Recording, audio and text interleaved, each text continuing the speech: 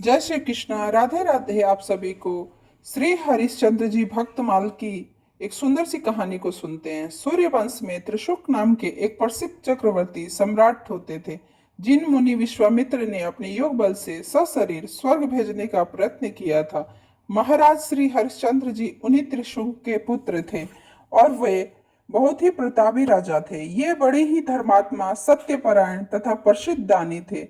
इनके राज्य में बड़ी प्रजा सुखी रहती थी और दुर्भिक्ष, महामारी आदि उपद्रव कभी नहीं होते थे। महाराज श्री हरिश्चंद्र के यश से त्रिभुवन भर गया था। देवर्षि नारद के मुख से इनकी प्रशंसा सुनकर देवराज इंद्र ईर्ष्या से जल उठे और उनकी परीक्षा लेने के लिए एक सुझाव दिया। उसके बाद जब परीक्षा के लिए मुनि विश्वामित्र से प्रार्थना की गई, तब मुनि ने तब मुनि ने इंद्र से प्रसन्न होकर परीक्षा लेने के लिए तैयार हो गए। महामुनि विश्वामित्र अयोध्या पहुंचे। राजा हरिश्चंद्र से बातों ही बातों में उन्होंने समस्त राज दान रूप में ले लिया। महाराज हरिश्चंद्र ही भूमंडल के एक छत्र राजा थे और सारा राज्य तो मुनि को भेंट दे चुके थे। अब वे रहे तो कहाँ रहे। उन दिनों काशी में एक ऐसा स्थान था जिस पर किसी मनुष्य का अधिकार नहीं हुआ करता था। वह जगह आप सभी लगभग जानते ही होंगे कि वह जगह कहाँ पे थी। जिस पर किसी मनुष्य का अधिकार नहीं था, वहां रानी और अपने पुत्र के साथ चले जाते हैं। समय मुनि ने राजा से कहा कि बिना दक्षिणा के यज्ञ, दान और जप तप आदि सब निष्फल होते हैं, अतः आप इस बड़े भारी दान की सांगत के लिए 1,000 स्वर्ण मुद्राएं दक्षिणा स्वरूप दीजिए। महाराज के पास अब रह ही क्या गया था कि वो मुनि को दे सके। उन्होंने इसके लिए 1 मास की अवधि मांगी। विश्वामित्र ने प्रसन्नता पूर्वक 1 मास के समय दे दिया और वे वहां से चले गए। महाराज हरिश्चंद्र काशी पहुंचे और सैव्य तथा रोहित को एक ब्राह्मण के हाथ बेचकर स्वयं एक चंडाल के यहाँ बिक गए, क्योंकि इसके सेवा उनके पास और कोई उपाय नहीं था। इस प्रकार मुनि के ऋण से मुक्त होकर राजा हरिश्चंद्र ने अपने स्वामी के यहाँ रहकर काम करने लगे। रानी सेव्या और रोहित भी अपने स्वामी के पास रहने लगे। इनका स्वामी मरघट का मालिक था। उसने इन्हें शमशान में रहकर मुर्दों के कफन लेने का काम सौंपा। इस प्रकार राजा बड़ी ही सावधानी से स्वामी का काम किया करते और उस शमशान में रहने लगे। इधर रानी सेव्या ब्राह्मण के घर में रहकर उसके बर्तन साफ करती, घर में झाड़ू बुहारू देती और कुमार पुष्प वाटिका से ब्राह्मण देव पूजन के लिए पुष्प लाता। राज सुख भोगे हुए बहुत ही दिन हो गए थे और कभी भी कठिन काम ना करने के अभ्यास के कारण रानी सेव्या और पुत्र रोहित को बहुत ही दुख होती थी। और कुमार रोहित का शरीर परिश्रम के कारण इतना सूख गया था कि मानो कि वो पहचान में ही नहीं आ रहे थे कि वो रानी है और वो उनका पुत्र है।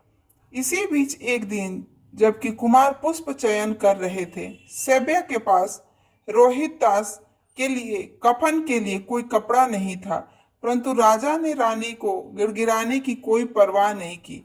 वे पिता के भाव से पुत्र शोक में कितने ही दुखी क्यों न हो, पर यहाँ तो ये पिता नहीं थे, वे तो मरघट के स्वामी के नौकर थे और उनकी आज्ञा बिना किसी की लाश को कफन लिए बिना जलाने देना पाप था।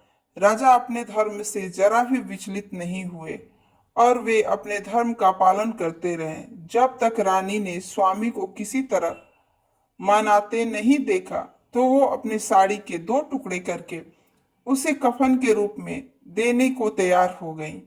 और जैसे ही रानी साड़ी के 2 टुकड़े करके वहां पे भगवान नारायण एवं मुनि विश्वामित्र सहित ब्रह्मादि देवगण आ उपस्थित हुए और कहने लगे कि हम तुम्हारी धर्म पालन की दृढ़ता से अत्यंत प्रसन्न हैं।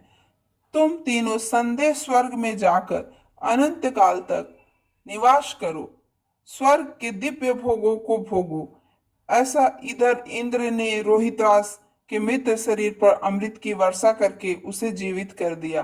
कुमार सोकर उठे हुए भांति खड़े हो हुए। हरिश्चंद्र समस्त देवगण से कहा कि जब तक मैं अपने स्वामी से आज्ञा ना ले लूं तब तक यहां से कैसे हट सकता हूं। इस पर धर्मराज ने कहा, राजन, तुम्हारी परीक्षा के लिए मैंने ही चंडाल के रूप का धारण किया था और तुम अपनी परीक्षा में पूर्णतः उत्तीर्ण हो गए हो। अब तुम्हारी सहस्त्र स्वर्ग जा सकते हो। इस पर महाराज हरिश्चंद्र ने कहा, मत और चिंता नहीं है, उत्तीर्ण हुए, अब तुम स्वर्ग जा सकते हो। इस पर उन्होंने ये बात कहा था, मेरे विरह में मेरी प्रजा अयोध्या में व्याकुल हो रही होगी, उनको छोड़कर मैं अकेला कैसे स्वर्ग जा सकता हूँ। यदि आप मेरी प्रजा को मेरे साथ स्वर्ग भेजने को तैयार हो तो मुझे कोई आपत्ति नहीं, अन्यथा उनके बिना मैं स्वर्ग रहने की अपेक्षा करने के साथ नरक में रहना ही अधिक पसंद करूंगा। इस पर इंद्र ने कहा, महाराज, उन सब के कर्म तो अलग है, वे सब एक साथ कैसे स्वर्ग जा सकते हैं। यह सुनकर हरिश्चंद्र ने कहा, मुझे आप मेरे लिए कर्मों के कारण अनंत काल के लिए स्वर्ग भेजना चाहते हैं। उन कर्मों का फल आप सबको समान रूप से वितरण कर दे, हमारी सारी प्रजा में बांट दे, और मैं उनके बिना मैं अनंत काल भी स्वर्ग में रहना नहीं चाहता। इस पर देवराज प्रसन्न हो गए और उन्होंने तथास्तु का वरदान दे दिया।